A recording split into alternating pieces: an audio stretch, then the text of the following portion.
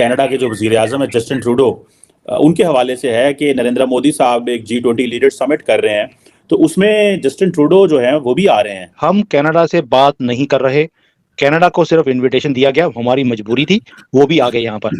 मजबूरी में आए हैं या नाक बचाने के लिए आए हैं, दुनिया को दिखाने के लिए आए हैं कि हम फॉरवर्ड लुकिंग हैं। भारत ही अड़िके लगा रहा है ना, टांग अड़ा रहा है अपनी हर चीज में। सर मेरे ख्याल है कैनेडियन प्राइम मिनिस्टर का जो है वो डीएनए चेक करवाना चाहिए, कहीं ना कहीं जाकर पाकिस्तानियों से मिलता होगा। बहुत ढीठ आदमी है भाई, इसलिए कि इतना कुछ बोल के उसके बाद फिर दोबारा समिट में हिस्सा ले रहे हैं। मगर इसका एक बात और है कि प्रोफेशनल तरीके से आ रहे हैं। ठीक है, एक जो कॉन्फ्लिक्ट चल रहा है भारत के साथ, वो अपनी जगह। पाकिस्तान अपने आप को चाइना और कनाडा के बराबर समझता है, ये भी बड़ी अजीब सी बात है।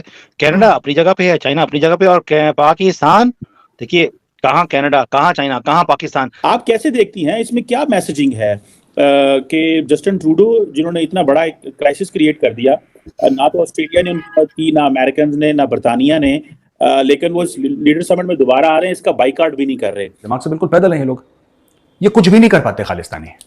ये they are like lumpen element, you know, कि इसको मार दिया, इसको गाली दे दी, इसके साथ बदसलूकी कर दी। इससे ज्यादा खालिस्तानियों से उम्मीद दुनिया नहीं रखती है, और हैं भी वैसे दिमाग से बिल्कुल पैदल। अमेरिका ये भी कह रहा है कि हमें ये शक है कि जो इंडियन जो गवर्नमेंट है उसकी इसमें इन्वॉल्वमेंट है इस असैसिनेशन के अंदर।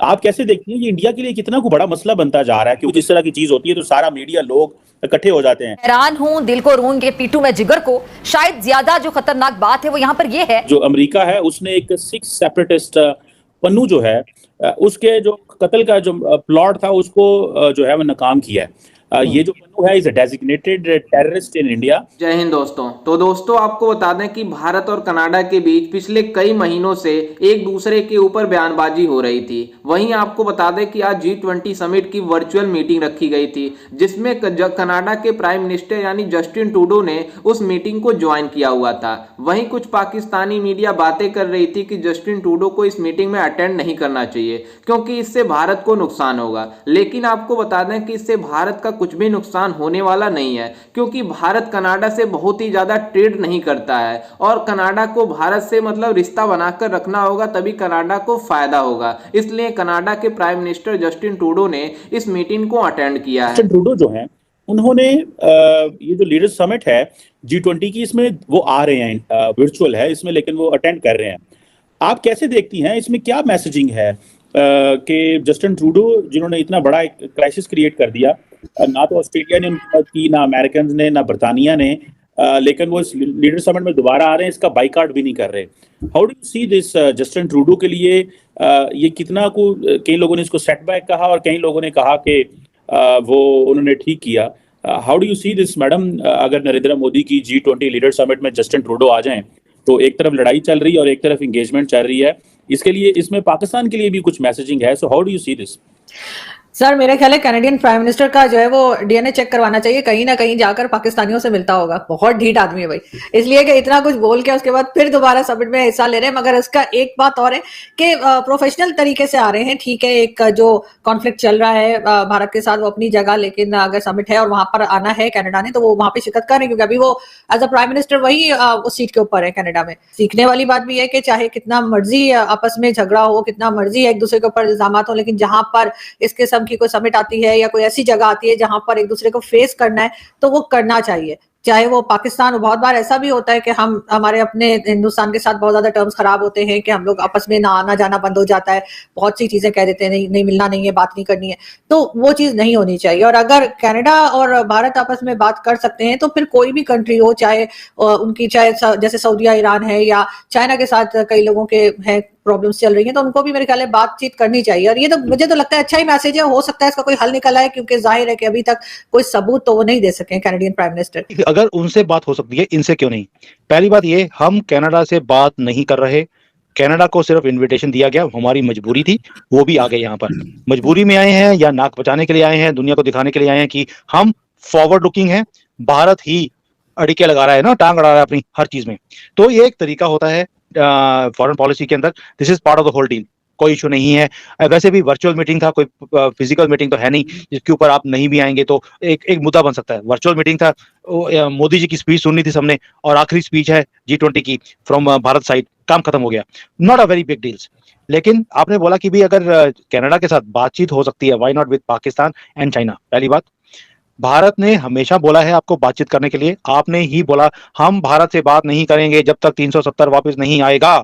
हम ना बात करेंगे, ना हम कोई ट्रेड शुरू करेंगे। ना कीजिए, हमारी कौन सा सेहत से असर पड़ रहा है या हमारा कोई दाल पानी रुक रहा है यहाँ पर, मत कीजिए। As far as China is concerned, China से हमारी बातचीत चल रही है, ऑलरेडी 17-18 राउंड्स की मीटिंग्स हो चुकी हैं, ट्रेड चल रहा है, ऑलरेडी $150 बिलियन को हम क्रॉस कर गए इस साल। अब कैनेडियंस कह रहे हैं कि हम एविडेंस दे रहे हैं, वो कहते हैं हम तक एविडेंस शेयर ही कोई नहीं की। अब ये जारी बात है, इसकी डेफिनेशन ये है कि उस एविडेंस को हम मानते ही नहीं है, वो जो एविडेंस है। ठीक है, इसका मतलब यही है ना कि हमसे एविडेंस शेयर नहीं की गई। वो जो एविडेंस है वो एक पॉलिटिकल रेटरिक है, वो एविडेंस जो है वो एक एलिगेशन है जो कैनेडियन साइड दे रही है। तो इंडियंस इस तरह की एलिगेशंस तो कोई नहीं मैडम मानता हमेशा। लेकिन एक इंटरेस्टिंग चीज मैंने सुनी है, और वो ये है कि I found a story, news मैंने कहीं पे देखी थी कि जो अमेरिका है, ये अभी खबर आई है, ये फाइनेंशियल टाइम्स की स्टोरी है, क्रेडिबल है, कि जो अमेरिका है उसने एक 6 सेपरेटिस्ट पन्नू जो है उसके जो कत्ल का जो प्लॉट था उसको जो है वो नाकाम किया है। ये जो पन्नू है is a designated terrorist in India, this is what the Indian से। तो ये how do you see this? American government ने इंडियन गवर्नमेंट को बताया कि भाई तुम पन्नू का मानने वाले हो, जरा ऐसा काम मत करना। कोई एविडेंस दिया पता नहीं, कुछ बोला ये भी नहीं पता। गवर्नमेंट ऑफ इंडिया ने इस पे अब तक रिएक्ट तो किया नहीं है, और करेगी भी क्यों भाई? तुम लोगों ने किसी रूट से बात की है तो ठीक है, fine, you just speak whatever you want to. Trudeau की तरह पार्लियामेंट में तो बोला नहीं है। अब दूसरी चीज, ट्रूडो का केस बाद में हुआ, उससे पहले ये केस हुआ है। अगर खबरों की बनी जाए तो if we go by the reports, this happened in June and after that Trudeau case happened. Trudeau ने जो बोला था पार्लियामेंट में, ट्रूडो ने जो पार्लियामेंट में बोला था उसके 2 दिन बाद सुखा थैंक यू हो गया था। ठीक है, तो बोलते रहो, फर्क पड़ रहा है किसी को, लीस्ट बॉदर्ड। उसके बाद से भी मतलब लोगों का आना जाना चल रहा है। हमारी अननोन गनमैन अपने काम में है, और कितने सारे तो पाकिस्तान ने थैंक यू हो लिया, कुछ इधर उधर होते रहे। हाँ, ये जो है पन्नू, वी हैव सीन के पन्नू ने अपने आप को उसके बाद से बहुत ज्यादा रिजर्व कर लिया है। वो कहीं अननोन जगहों पे ठहरता है, वो अपने फार्म हाउस नहीं जा रहा है, तब से वो घर बदल रहा है टाइम टू टाइम। ये खबरें आ रही हैं। गवर्नमेंट्स अगर इस किस्म की डील करती हैं तो उसके लिए उनको पक्का सबूत चाहिए होता है कि हाँ ऐसा हुआ है या इस किस्म की बात है। उसके बगैर तो कोई गवर्नमेंट एक्शन नहीं करती, फिर तो इल्जाम लगते रहे। और जहां तक वो डेजिग्नेटेड टेररिस्ट उसको बोला जा रहा है तो सर फिर तो आप उसके आगे साहब लगाए ना। आप उसका नाम ऐसे बदतमीजी से ले रहे हैं, बेचारे का नाम वो क्या नाम है, पन्नू साहब बोला करे फिर, इसलिए कि हमारे यहाँ तो सर जिसके आगे हम डेजिग्नेटेड टेररिस्ट लगा देते हैं उसको तो हम साहब बोलना शुरू कर देते हैं ना, जैसे हाफिज सईद साहब, मसूद अजहर साहब, इस किस्म की बातें करते हैं ना हम तो। नहीं, वो आपकी बात सही है, लेकिन जैसे हम कहते हैं ना कि ये लोग क्योंकि पॉलिटिकल भी है ना, तो इसलिए बहुत सारे तबका साहब कह देता है। अब वो पन्नू जो है वो मुझे तो, मैं तो I have heard him much, मैंने उसको सुना है मुख्तलिफ जगहों पे, लेकिन वो बड़ी अजीब अजीब सी बातें कर रहा है। वो नॉर्मली वो सिखों को नुकसान ही पहुंचा रहा होता है, फायदा नहीं पहुंचा रहा होता, इतना तो मुझे पता है।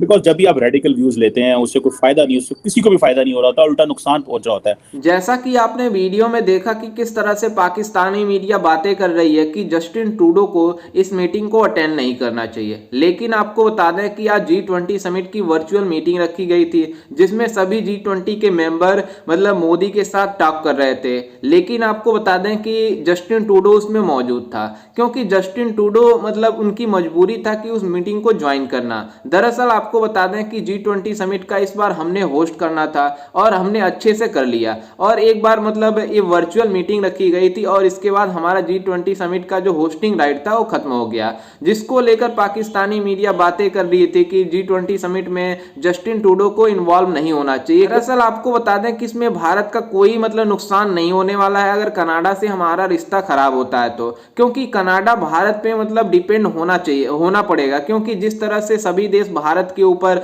मतलब हाथ दोस्ती बना रहे हैं, सभी लोग मिलकर भारत से एक अच्छा रिश्ता बना रहे हैं, उसमें मतलब कनाडा पीछे हट रहा है। लेकिन कनाडा को भी अब पता चल गया है कि भारत के साथ हमें अच्छे रिश्ते बनाना चाहिए, जिसके वजह से सभी लोग मतलब सभी देश भारत के ऊपर ध्यान दे रहे हैं। तो अगर जस्टिन ट्रूडो भारत से साथ नहीं मिलके चलते तो उनका ही नुकसान होगा। क्योंकि आपको बता दें कि कनाडा में सबसे ज़्यादा जो दूसरे देश के रहने वाले हैं, सबसे ज़्यादा भारतीय स्टूडेंट हैं, क्योंकि भारत से ज़्यादातर लोग कनाडा में स्टडी करने जाते हैं, जिससे कनाडा में फ़ायदा होता है। वहीं आपको बता दें कि कनाडा से भारत को कोई भी फ़ायदा नहीं होता है, इसलिए इसमें भारत की नुकसान नहीं होने वाली है, इसमें खुद कनाडा का ही नुकसान होने वाला है, इसलिए उन्होंने इस मीटिंग को अटेंड किया है। खैर, इस पर आपकी क्या राय है और आपको क्या लगता है कि इस अगर मीटिंग में जस्टिन ट्रूडो शामिल नहीं हुए होते तो इसमें किसका नुकसान हुआ होता?